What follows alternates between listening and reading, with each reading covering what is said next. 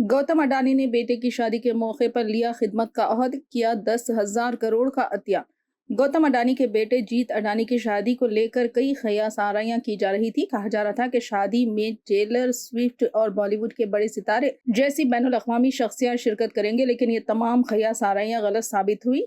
जीत अडानी ने 7 फरवरी 2025 को अहमदाबाद में एक सादा और रिवायती तकरीब में दीवान जुमन शाह से शादी की। इस खास मौके पर सिर्फ फैमिली और करीबी दोस्त मौजूद थे।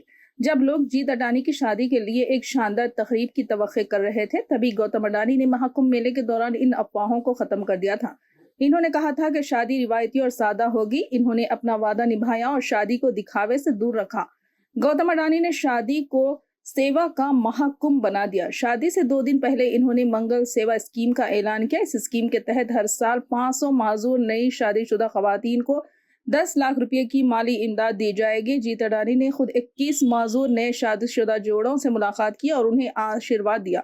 वहीं शादी के दिन गौतम अडानी ने समाजी खिदमत के लिए 10,000 करोड़ रुपए का अतिया दिया। ये रकम सेहत, तालीम और स्किल डेवलपमेंट के शोबों में खर्च की जाएंगी।